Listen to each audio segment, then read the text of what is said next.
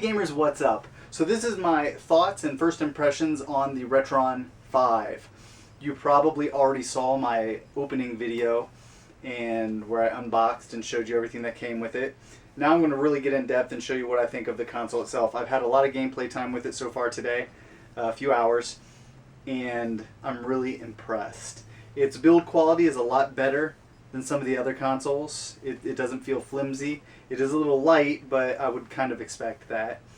The glossy part of the top here is really cool. I think I would prefer one of the ones in black, but all I got were the gray ones, so I didn't have that option. One thing I don't like is when you turn it on, you have to hold the power button down for a few seconds. 1, 2, 3, 4, and then it was turning on.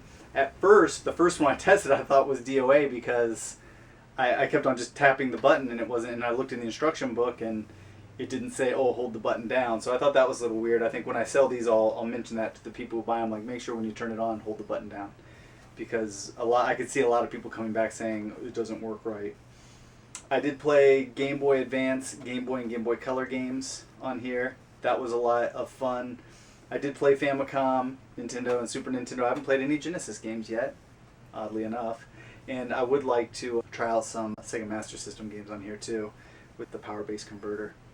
I'm going to start loading up cheats soon and see how that function works. I haven't gotten a chance to do it, but I have gotten a chance to mess with the filters. And you know what? I'll show you what the filters do right now. Alright, so here's an example of the filters, the shaders, whatever you can use on here, which I thought was pretty cool. I threw in Contraforce, and we'll just go to this opening cinematic sequence. And it's set to no filter right now. And it is set to 4.3. And you can go in here and go to your filter where it says none. And you can select the different ones. So let's just go to Super Eagle here. And gets rid of all the jaggy edges there. You can see I'll switch back. Oops.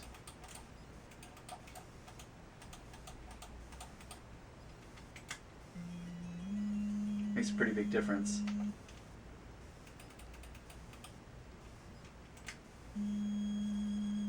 Between the filters, I couldn't tell you which one does what better than the other, but I mean it does make a pretty big difference. Now some of them make the games look blurry, so I found myself, you know, just playing with a few of them to see what I thought, but overall I think it makes a pretty big difference. That's pretty interesting. And then another cool thing about this one is the save states. Let's take a look at how that works. You can either do it right here, go to save state if you want to do it the hard way, or you can just hit that button and it's saved.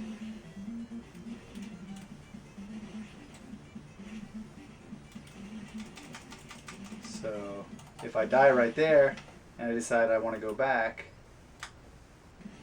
I'm right back where I was. Another cool thing, the super speed button. Oh, but I'm not happy there, so let's just load my save state and I'm back where I was.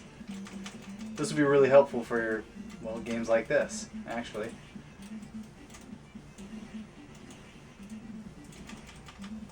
So that's a feature that I think everyone's really going to utilize. It's really awesome. And the system itself here, like I said in my unboxing video, it's very deep. Like it could have been cut off here and been a much smaller system, but they added this thing in the back and you can kind of just set your controller in there, which is, I guess, kind of cool. It would have been a lot cooler if it was a charging dock, but it's not.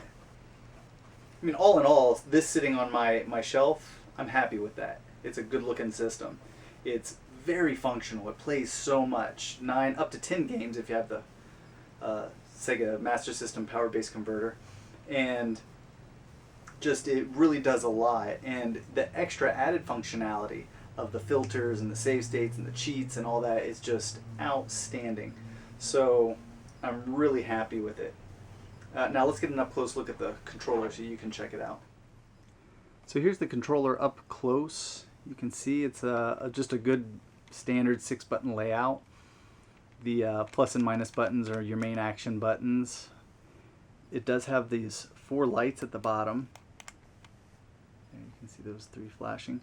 And I will assume that that means this will allow 4 controllers to connect with the system at one time for multiplayer games.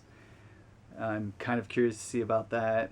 They will be selling controllers for this system separately for $39.99 a piece. So that's something that will be worth looking into. We have a home button, and that's what brings up your guide for your filters and all that during gameplay. And then you have, of course, your start and select. Now the button over here to your right, that's the button that gives you the super fast speed. And then on the left here, that button will allow you to do save states on the fly. So it does a lot of cool things. I like the analog stick is clicky. Kind of like your Neo Geo systems, which I really like. And on the back here, it's just a little bit curved in, so you have something to wrap your fingers around while you're playing. And on the top, you have your USB port for charging and 2 shoulder buttons that are pretty clicky. So that's nice. Yeah, overall, it's got good weight. It's just a really decent controller. I was surprised. It doesn't feel cheap. It doesn't feel like it can twist in your hands. It's all right. It feels durable, and I normally wouldn't say that about a console like this, but in this case, I have to because it's the truth. All in all, I think it's a solid piece of equipment. I'm very pleased with it.